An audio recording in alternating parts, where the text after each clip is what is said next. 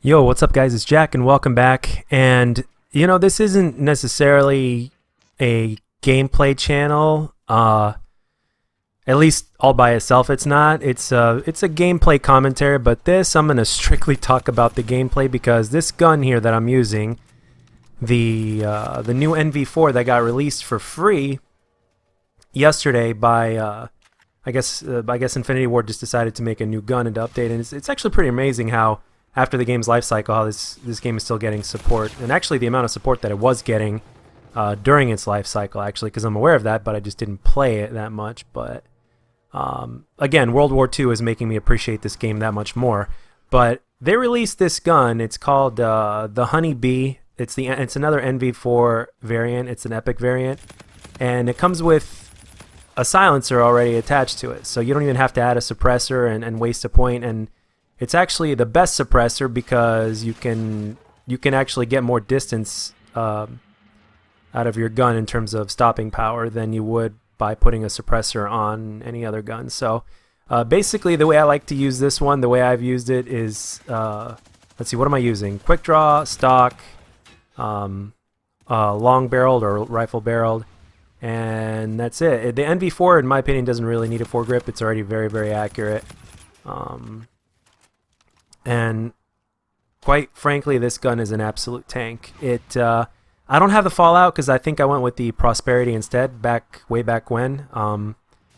But literally about 2 or 3 gameplays later, I get this, and in another gameplay, I dropped 60 plus. And that gameplay I'm going to save for something else. You know, the really big gameplays, like the ones that I do way better than I normally post, I usually save them for either a big project or, like for instance, when my best TDM in Black Ops 2, I saved for over a year, and I saved it for something big, and it turned out to be Thunderstruck Gaming, and a lot of you guys came from there, which I totally appreciate, and thank you for Thunder, just in case there's a 1 in a million chance he happens to be watching this video. And thank you to you guys for subbing from that video. And this gun here, which is obviously meant to play homage to the Honey Badger from Ghosts, definitely lives up to the name. Now, obviously the gun from Ghosts was amazing. It was actually one of my top assault rifles in Call of Duty history for me personally. Boots on the Ground edition, obviously, a few videos ago that I made on here, and this gun definitely does it justice. I don't think it's quite as good, but at the same time, they're two different games. Call of Duty Ghosts felt way different than this game, in my opinion.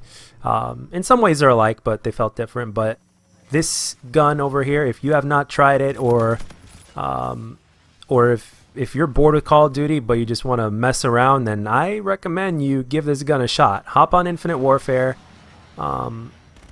This gun, I believe, is free. I just happened to find it in my it was just something that I had to go to it was like a free supply dropper one, and I just opened it and I got this gun, and I was like, wow. And it said Honey-B. I was like, oh my gosh, it's the Honey Badger. They brought the Honey Badger back. But the thing that makes this gun even more unique is not just the integrated silencer, but it's also the fact that when you strafe shoot, it's basically like stock from Black Ops 2. Except in this game, whenever you fire while strafe shooting, it slows you down a little bit. But other than that, if you're not firing and you're strafe shooting, it's just as fast as stock was. I mean, just look at the gameplay. I think it speaks for itself. And that in and of itself can put you at a great advantage if strafe shooting is your thing and if you're an aggressive player. And at the same time, with the rifle barrel and the fact that the suppressor is better than the other suppressors because it's integrated into the weapon, it's gonna make it as if you don't have it. And you've got the benefit of basically running silenced and not appearing on the minimap, which is a great advantage in pretty much every Call of Duty. So I highly recommend you guys give this gun a shot. And this gameplay that you're seeing here is literally, I'd say 3 or maybe 4 gameplays after I started playing this game at the very most. I'm pretty sure it's the 3rd, and then the 4th ended up being the 60 plus. But you'll see that gameplay sometime. I also have a few other really huge gameplays that I'm saving for either a big project or for something that's a lot more important, or maybe next time I post for Thunderstruck Gaming, which, in all honesty, I don't know. Do you guys know how often somebody can post on Thunderstruck Gaming? I know it's I definitely don't want to abuse the privilege, but I guess when I find something very interesting to talk about, I'll attach one of those major gameplays on it, and I'll talk about it. But yeah, I just wanted to make this quick little video and talk about this gun, really, and the gameplay. It's this gun feels really good, and again, Infinity Ward is still supporting their game after it's been met with a lot of hate from the community. And you know, in a sense, in a lot of ways, I feel like I owe Infinity Ward, believe it or not, an apology, because if you think about it, this game wasn't that bad. At first, I thought it was too, and my first impressions of the game were really quick, and I was, even to a certain extent, I will admit this, and this is 100% my fault, and I take total responsibility for it, and that is that I kind of, in a sense, to a certain degree, and some of it was correct, but at the same time, it made it a bigger deal than what it was. But this game received a lot of negative hate from the community, and I kind of fed off of that, and I let it impact my opinion on the game a little bit more than it should have. Granted, yes, I still stand by what I said. I didn't enjoy the game at first, and at the same time, I didn't really give it a really good shot either. But I will tell you, for COD World War II, let me tell you, when I played COD World War II for the first week or so, I grinded that game pretty hard. I got to Prestige really quick.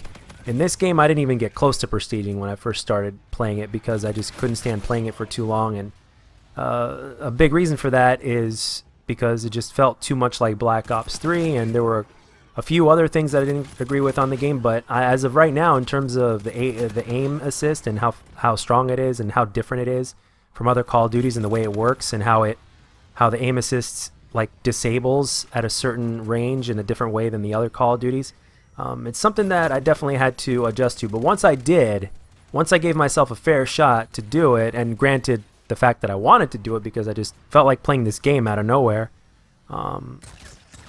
it ended up working great, and I'm able to do what I usually do in other Call of Duty games in terms of how I perform and all that kind of stuff. So as of right now, the biggest thing that has me playing this game over and over again is two things. Number one, the movement is very similar to Black Ops 3.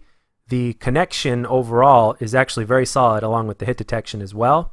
And the big thing is the grinding to unlock weapons, and then maybe prestiging or something like that. I don't know. We'll see. I'm just going to gather up as much keys as I can to unlock weapons and salvage and stuff. But for those of you guys that may or may not, for those of you guys that don't mind Infinite Warfare, hop on and try this gun, and you will not regret it. It's an absolute monster. So I wouldn't be surprised if some of the big YouTubers actually make videos on this. But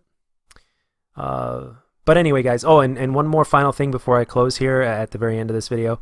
My last video and about how I need all the thoughts and prayers I can get from Mom, and what's been going on and everything. Some of you guys have written comments showing your support and your love and your thoughts and prayers, and I just wanted to say thank you to you guys, and thank you to anybody that regardless of whether or not you left a comment.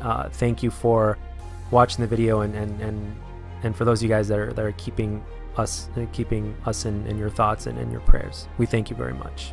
I thank you very much. But yeah, that's all I got for this one, guys. And as always, if you enjoyed the video and the gameplay, let me know. And if you didn't, let me know what I could do to make my videos better. And I'll catch you guys on the next one.